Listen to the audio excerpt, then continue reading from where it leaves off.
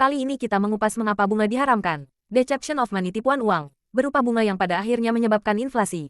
Sehingga, secara absolut, nilai uang menyusut. Bila memang menyusut, kemanakah hilangnya atau perginya nilai simpan uang?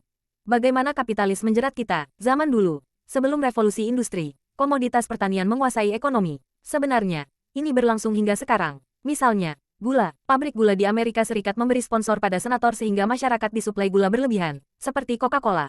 Di Indonesia, sampai sekarang konsumsi gula berlebihan. Semua minuman ringan atau kemasan green tea, teh botol, teh pucuk hingga kopi kapal api menggunakan gula berlebihan. Juga, beragam kue menggunakan gula berlebihan. Ini dikonsumsi tanpa disadari. Ini serupa dalam fenomena kebutuhan rumah. Seolah-olah rumah menjadi investasi. Namun saking menjadi maniak dan gencarnya spekulasi, harga rumah naik hingga tidak terjangkau. Di Malaysia, harga rumah naik 4-5 kali lipat dalam 10 tahun. Tapi gaji cuma naik 50% saja atau 5% per tahun. Rumah menjadi lahan keniscayaan. Sekarang, pendidikan seolah-olah menjadi nujum. Anak-anak mengejar pendidikan tinggi, dan jumlah pengangguran terdidik meningkat tajam. Ada anggapan, lulusan berpendidikan tinggi bakal menjadi manajer. Padahal, jika berkaca dari Amerika, jumlah homeles alias gelandangan terdidik meningkat tajam. Banyak sarjana yang kena PHK dan tidak mampu mendapatkan lowongan kerja sehingga menjadi homeles. Mitos sekolah menjamin gaji karyawan itu sama dengan mitos Santa Claus memberi hadiah kepada semua anak-anak. Dulu masih ada lulusan sekolah asisten apoteker, sekolah keperawatan, sekolah akademi komputer, STM sekolah teknik mesin. Tapi sekarang, semua menjadi sarjana. Di sisi lain, biaya kuliah semakin tak terjangkau. Sri Sultan sampai mengatakan, jangan semua mengejar gelar sarjana karena kenyataannya, hanya 30% lulusan SMA teratas yang mampu menjadi manajer.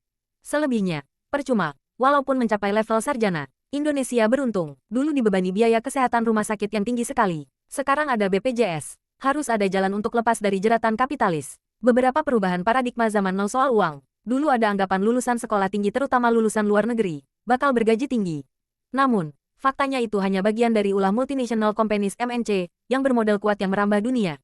Sekarang, banyak MNC yang berantakan. Ambil contoh, General Motors, Ford, termasuk Coca-Cola. Mereka overekspansi sehingga menjadi raksasa yang sulit bergerak maju. Dulu ada anggapan, perusahaan information technology IT adalah investasi masa depan. Tapi, kini kita melihat banyak korban.com. Bahkan, perusahaan papan atas IBM sudah tidak survive dan dibeli Lenovo.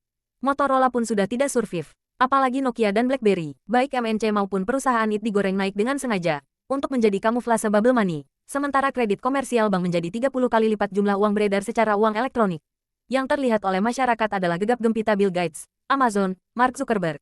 Dulu posisi itu dipegang Pepsi Cola, McDonald, P&G, yang digoreng naik seba, gaya ujung tombak kapitalis. Dulu orang percaya merit system, siapa yang berprestasi mendapatkan reward.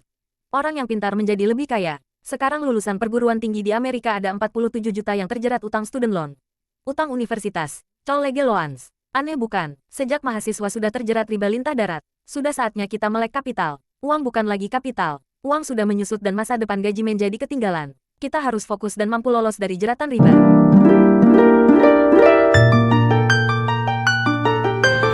Oke, untuk semuanya yang ingin berbisnis dengan cepat tapi aman, kita tahu bahwa kripto, Bitcoin, BTC itu selalu naik, jadi jarang turun. Nah, untungnya pun minimal per hari 0,5% dan bisa lebih. Jadi teman-teman buat belajar gampang nih, tinggal daftar ke saya.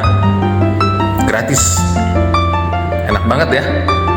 Dan teman-teman, ini opportunity yang luar biasa. Teman-teman bisa nyontek langsung signalnya, beli di mana, jual di mana, dan bagaimana prosedurnya. Seru banget ya.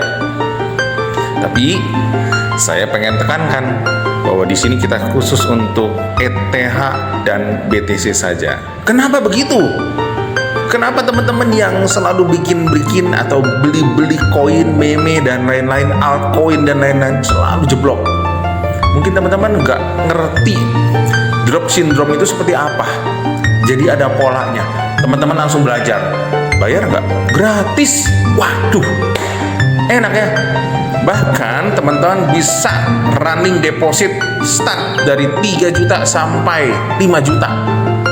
Lebih juga boleh, nggak masalah. Ya, luar biasa kesempatan ini. Jika tertarik, serius mau belajar, gratis, hubungi nomor yang tertera di sini. Oke, salam dari saya, BTC Community. Bye-bye.